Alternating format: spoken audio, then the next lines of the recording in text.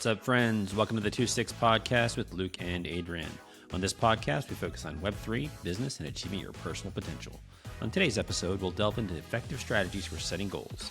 Whether you're looking to enhance your career, doing some personal development, or working on Web3 endeavors, we'll discuss some insights that will help you to plot a clear path to your objectives. We'll also tackle the challenges of staying motivated and discuss how to maintain drive and enthusiasm even when the going gets tough. With that all said, let's get to it. Welcome to the 2-6 podcast with Luke and Adrian. We thank you guys for showing up today. Today we are talking about motivation. Luke, you seem excited. You look excited. I am excited. We're talking about being motivated today. I put my grumpy eyebrows away and now I'm smiling all over again. I'm ready. I'm excited. But it's, man, here's a good example. I was like super grumpy, kind of pissed off at Luke a little bit. Just kidding. What? I wasn't pissed off at you. I was, I don't know, man, grumpy for some reason. But now we're talking about motivation and why and how we stay motivated. So Luke, why don't you start off and tell us about how you stay motivated or motivation in general? Yeah, so I would say I think there's different kinds of motivation, right? One thing, there's kind of getting yourself motivated to do things like something you don't want to do. Sometimes it's a matter of doing that. Other times it's about a longer term goal, something that you really want to accomplish over a period of time. So I think those are a couple of different flavors of it. And then there's, of course, motivating others, which we can talk about as well. But why don't we start with, maybe some of those more challenging days where it's like, I don't want to do this, want to just lay on the couch and not do anything today. How do I get motivated for that? And I think one of the big things is remembering your why. So why is this something that you want to accomplish? And, really understanding, the long-term impacts of it. Why did you set that as a goal in the first place? I think that's probably number one, is really kind of understanding the reason for it. And that's really what's going to get you, going after that. But Adrian, what about you? What do you think of when you think of motivation? Yeah, I think for me, with sales, I'm always setting my goals annually. So even like right now, it's we're obviously in December, and I'm automatically already thinking about my goal planning for next year. And a lot of times for me, I have a lot of downtime usually in December because there's only about 10 working days in the month. So it gives me the opportunity to think about what I want to do. Do I want to work on more sales in terms of like, say, working with buyers, working with sellers? Do I want to work more on the investment side? So for me, it's almost like thinking about, what do I want? How am I going to get there? And really just setting up these goals to shoot for. For me, I need to have something to shoot for. And for some people, it might be monetary, it might be a money driven goal in terms of like, say, the amount of sales I want to get, say, monthly. And then how am I going to get there? So do I need to make a certain amount of calls every day? Do I need to do a certain amount of, say, open houses or anything sales generated, right? So for me, it's all about goal setting. That's generally the way I do it. And I think it's a good time, especially when it's December, the beginning of the year is not here, because truly you should have all that done right before the beginning of the year. Yeah. And one of the things I heard you say with that too, is it's not necessarily just about setting the goals. So I want to achieve X number of sales or whatever that might be, but it's also, making it real with actions. Like, okay, I want to do this. Now, what are the actions that go into actually achieving that goal? And like how many, calls we need to make, those kinds of things. So I think that's one of the big ones. One of the other things that I think we've talked about Atomic Habits on the podcast before. So it's a great book. James Clear wrote that book. I read it recently, and just have been like, it seems like every chapter I have gone through with that, just some new insight. One of the big things that he talks about is, being the kind of person that does this. So it's not necessarily defining the goal. It's defining, my aspiration is to be a highly successful realtor in your case, or, that kind of thing. And then you can kind of just think about all of your daily decisions that you're going to make in the sense of, in this scenario, what would a successful real estate agent do? And that really can help you to keep motivated with that. And so if you do have a moment where like, okay, maybe you don't want to make today's calls, or you don't want to work on today's newsletter that you're going to send out, you think to yourself, what would a successful real estate agent do? And it's, oh, it's that I should send it because I have a goal for myself to be this person, and that's the person I want to be. So really good book. Really recommend it. We'll actually link it in the show notes so you can check it out if you haven't heard of it already. But that one I think is a big one for that. Nice. Yeah, dude. I mean that's probably exactly what I'm doing, right? I mean, it's kind of the same thing. It's part of that goal setting, but it's also making an action plan. And I think sometimes we can, if you're in sales or really any position, you can sometimes get a little bit tied up with the everyday need to do list. But I think it's truly important to really schedule that extra time for those action plans. So don't make it like a full day's work of like Monday through Friday, I'm going to do XYZ. It's just like, hey, for 2 hours a day, I'm going to work on affirmations. I'm going to work on um, maybe my call list of who I'm going to call, make a list of leads and categorize them on who's hot, who's just looking, and who can I hit up. Also looking for like referrals. But anyway, it comes down to just that whole little goal setting and something to shoot for. And I'm also kind of a big on an affirmation or even a visual. What do you call that, Luke? A video? A No, I mean vision it's board. a vision board. So even like with those vision boards, having something that you're desiring, it could be a cabin in the woods, a really nice car, or whatever it may be.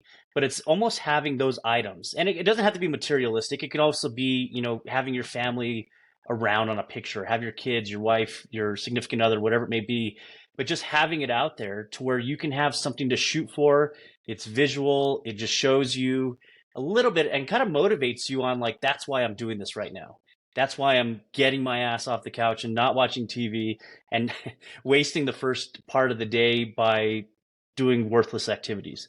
Um, and I think a big part of that, Luke, I mean, you used to do a lot of running.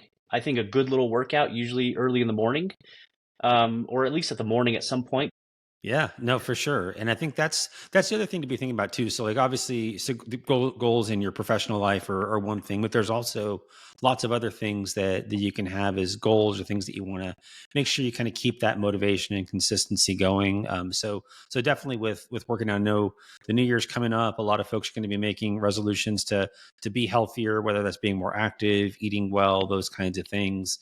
And I think it's the same kind of thing is like defining the kind of person that you want to be in that. So it's not necessarily saying I'm going to not do things. That's one of the hardest ways to get motivated, just to say like I'm going to not eat sweets or I'm going to not have pizza or I'm going to do that. It's like no, just define the positive side of what you're trying to do. I want to be a healthy person. And as you kind of have that thought ongoing, it's like no, I am a healthy person and I make decisions that reflect what a healthy person would do. And so if that means that you're going to do some form of physical exercise on a daily basis, then you do that. That was one thing that really worked for me. I'm a big consistency kind of person. So the longer I have a streak going, the more motivated I am to keep that streak. And probably something I'm going to start back up here with the new year. It's just kind of a good time to do that. But on two separate time periods, I went 2 consecutive years of not missing a single day of running. First time I did it, I made it pretty strict. I had to always be outside. Just personally, I don't like treadmills very much, so I did that. And then the second time I did it, I had one day where I had to because there was an ice storm, and I kind of made it as okay. Well, sometimes I can do it on a treadmill if I want to, but anyway, so just it's that kind of thing that I think really helps. Is just again kind of having that vision of either the person that you already are and you want to maintain that persona, or it's defining who you want to be and then making those decisions that way, I think is good. And the same could go for anything. Could be, I'm the kind of person that, spends quality time with his family. I'm the kind of person that's a good friend and, checks in on my friends on occasion, makes sure that we stay in good touch, that kind of thing. So I think a lot of different things that can really be. That was good, Luke. I want to see you start running again. Absolutely. Absolutely. So I I need to definitely, start running too. yes, we'll do that together. We'll hold each other accountable. I'll start with a nice little walk. Yeah, that's good. That'll be good. That'll be good. But no, man, I think you're absolutely right, Luke. With adding on to the what I would say positive talk. It's really kind of keeping that negative talk out of your vocabulary. Like not basically, it's like me talking to my boys and saying, "Hey, dude, don't forget to do your homework, or don't forget to turn this in. Don't forget." You just talk in that negative tone of what not to do versus being more positive, or using that positive, those positive words or positive motivation, Yeah. No, I think not that's right. positive It's the same motivation. thing. It's kind of like saying, instead of saying don't do this, like, hey, remember to do that, or like Yeah. that's a better, more positive way to do it, versus, like, don't, just doesn't feel good to anybody. And it's not easy. I'm going to Yeah. tell you, dude. It's been a process in the making for at least 5 to 6 years. Probably, I know I keep mentioning it, but Stephen Covey, Seven Habits of Highly Effective People. I have to say that I'm not going to say the book, but it was the audiobook that truly has reshaped and changed my mindset to a point of keeping the end in mind. I know we're not talking so much about that, but it's also one of those motivations of just something as simple as, what do I want people to say at my funeral? What do I want people to say about me? And maybe not even people, but what do I want my family to say about me? What do I want my kids to say about me, my wife at my funeral? What are the good things that they could basically say? So I think for me also that's also still part of that motivation of being positive, doing good things, not being an asshole, all those different types of self improvement things, going in with the motivation of, being, complimenting people, complimenting your wife, your kids. Luke, you're so great because you're organized. If we weren't organized, we wouldn't be here recording today. Thanks for being organized and keeping me in the loop, because truly, I may not want to record today. So it's good. I mean, but those are the great things. But it's truly just being motivational, and if you need that accountability partner, man, it definitely helps to have it. We need to be more accountable to each other, Luke. You need to push me more. Okay, you got it. I'll push you too, man. Don't tempt Love it. me. I love it. Going into that motivation, Luke, like falling more in. I know we talked a little bit about mindset in a prior episode, but that also is still kind of tied into staying motivated. What are some of the things that you, kind of like a recap or maybe a synopsis of what keeps your mindset into staying motivated? Yeah, I think a couple of the things. So one of the things that I really like to do is, and I'm going to be honest, I don't always make time to do it. But when I do it, it's great. It's just really kind of taking some time, usually on a Sunday. A lot of times I like to do it in the morning. Sometimes I'll do it in the evening. But just kind of reflecting back on the week that I just had, and doing kind of two things. One is kind of looking at, okay, what went well that week that I was wanted to go well, what went well just in general, because it does help to kind of realize that, we can go by pretty fast, and sometimes you don't really realize all of the good things that happened or all the positive things that you do. So sometimes it's nice just to kind of get that, and then also, there's some things that maybe didn't go your way, whether it's because you skipped a couple things that you'd planned to do, or just some life happened and things go wrong.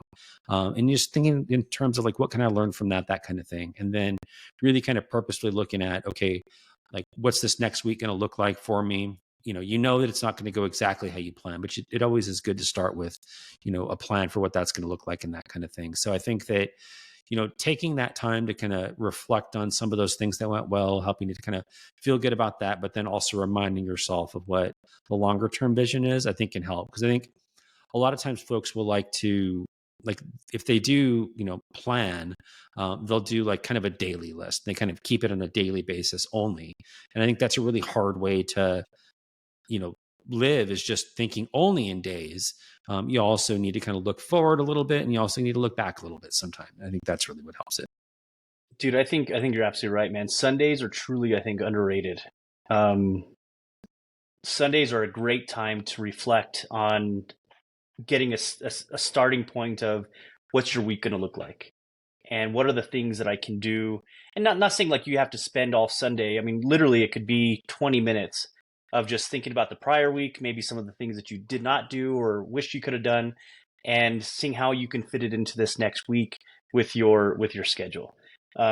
Sundays are great for that. I think, it's obviously it's really easy just to sit on the couch, turn on the TV and watch the movies or sports. But truly, if you could just take, I mean, I generally like to take at least 20, 30 minutes just to kind of recap and think about the things that I need to do. Because I mean, for me, it's not like a 8 to 5. It's 8 to 8 sometimes.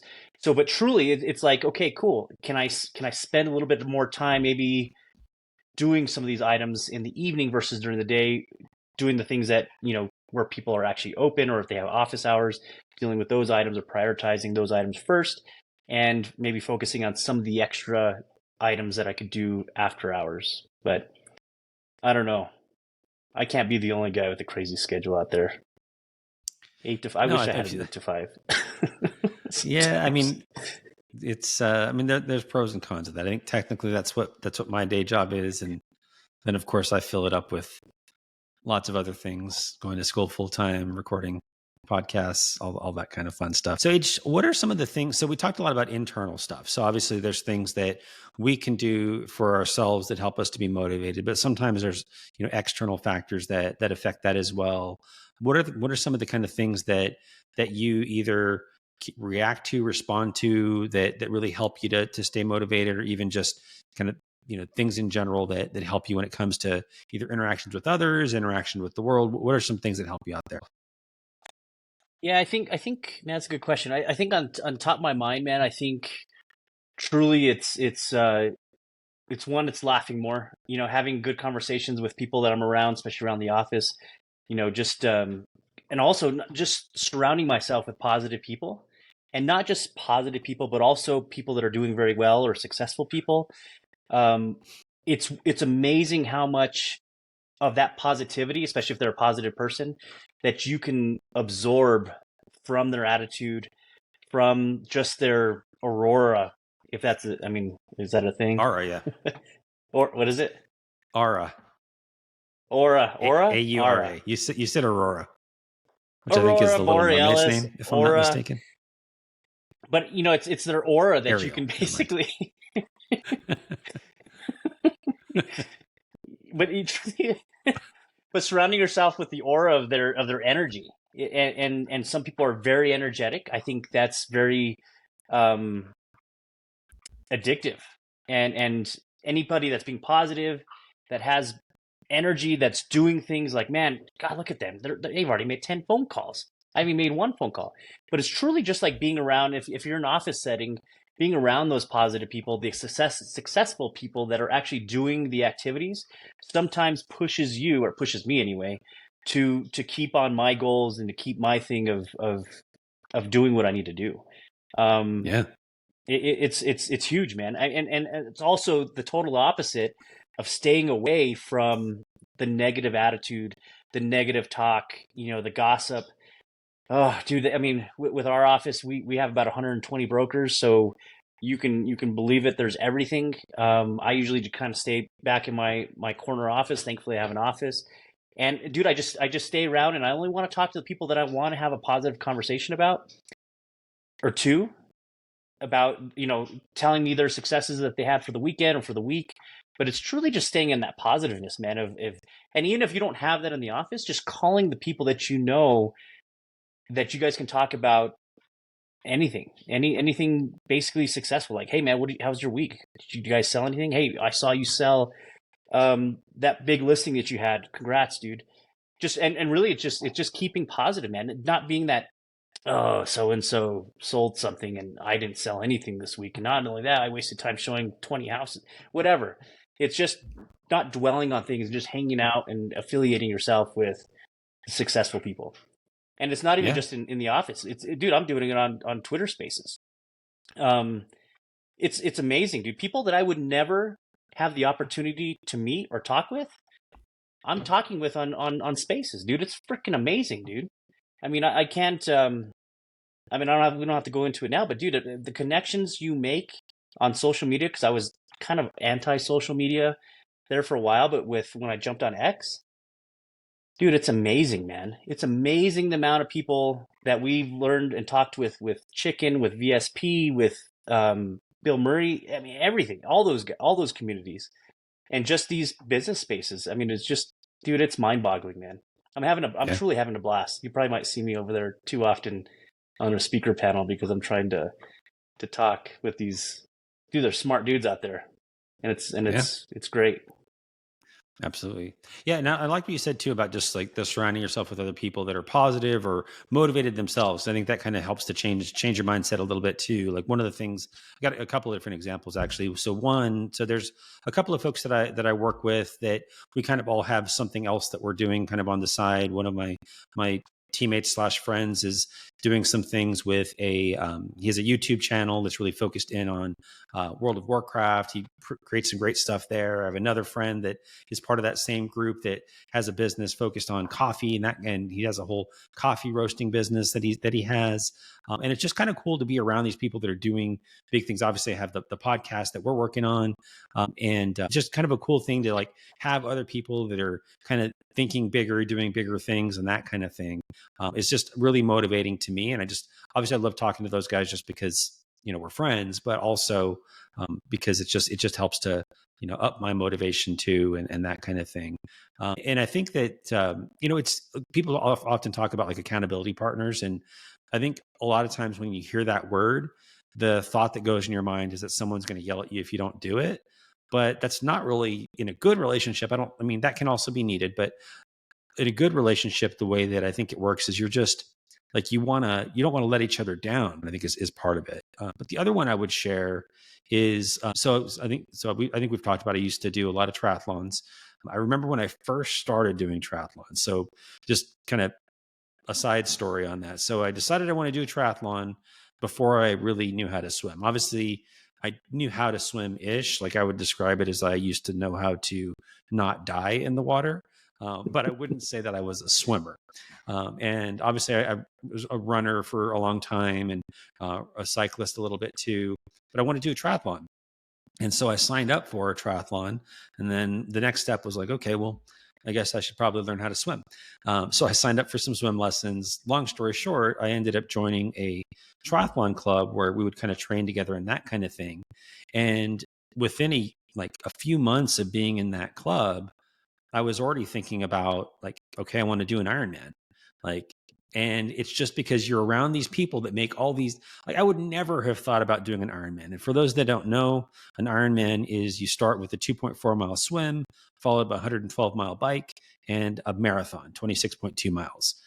And so, like, I would never have thought of that. That seems like something that crazy fit people only do. And I was surrounded by all these people that's just a normal thing. Like, it's like, oh, have you done, how many Ironmans have you done? It's like, how many? I've never even thought of doing one. And then by a few months in, it's just like, it's normal. Like, it's like, oh yeah, I'm doing it because everybody does it. And it's just a normal thing. And so I think sometimes being around people that are highly motivated, positive people can make some of those challenging things feel normal, which is kind of a cool way to be. It's just around people. And there's countless examples of people that we're around that are like that.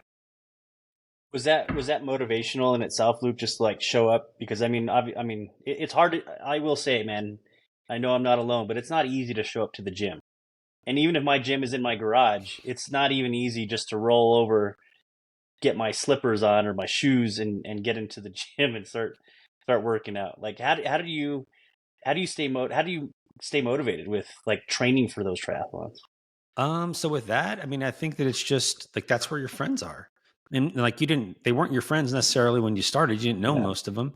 But there's something about like, especially like running. So like in a running group, or at least the ones that I've been in part of, usually it involves 2 days during the work, like during the middle of the week to do like a track workout or other kind of speed work, that kind of thing. And then on Saturdays, you do a long run and then you kind of fill in the gaps in the other days with your own kind of recovery run kind of things. And there's something about, especially the long run. So if you're running 10 to 20 miles on a Saturday with people, like you kind of like it's just kind of a natural thing that everybody's guard just goes way down and you don't really think about anything, but you just kind of have these conversations that are way deeper than you normally would with a stranger, but you kind of just become friends because you're so like, I don't know if it's runner's high, I don't know if it's being delirious, but you kind of get to a place where you talk about stuff that you like, you become friends. And then after a while, it's not necessarily like, oh, I'm going to go like get my butt kicked on the track today. It's like, oh, I'm going to go hang out with my friends. And it's just, that's what it becomes. Nice.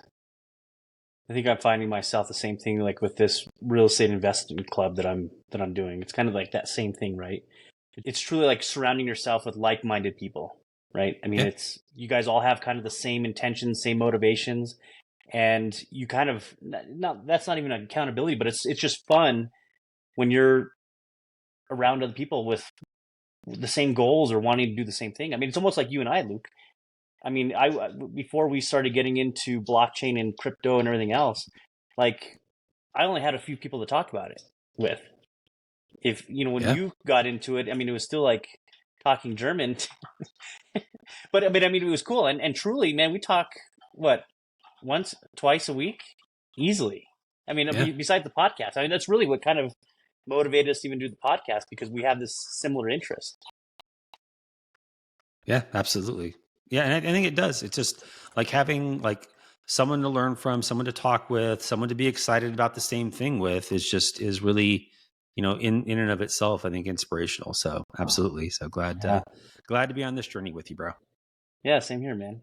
And it's also our all our other people that we've got into, like with Steve. I mean, everybody in Chicken, right? I mean, it's in all these communities and VSP, dude. It's just amazing how it's not. I mean, it's all these acquaintances, right, that are somewhat kind of becoming friends, and it's something truly that nobody understands except for the people that are in these groups.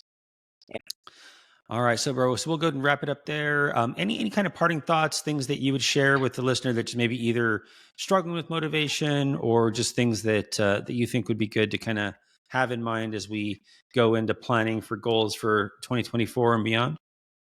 So I think, truly being patient, and I'm a little bit of a procrastinator myself, but some of the greatest minds like Albert Einstein was also a procrastinator. He just did it in a different way and worked on three things at once.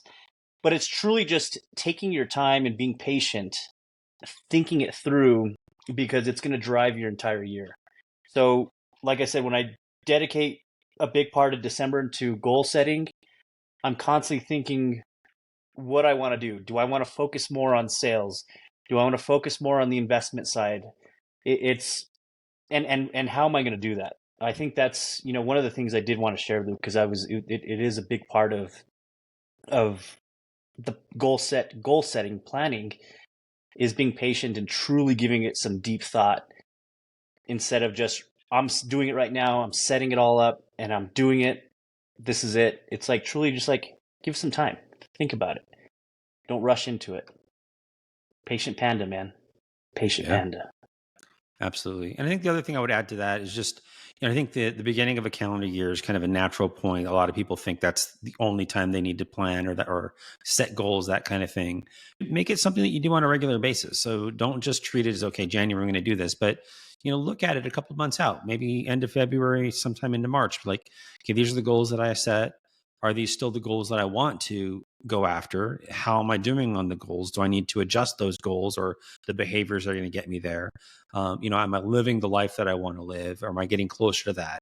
And just thinking of it that way. So don't just think of it as, okay, well, if I don't hit my goals in January, then it's all over and better luck next year. It's like, no, like there's lots of time to self-reflect and that kind of thing. So think in the long term, but also revisit it, reflect, refine, I would say is also another big one.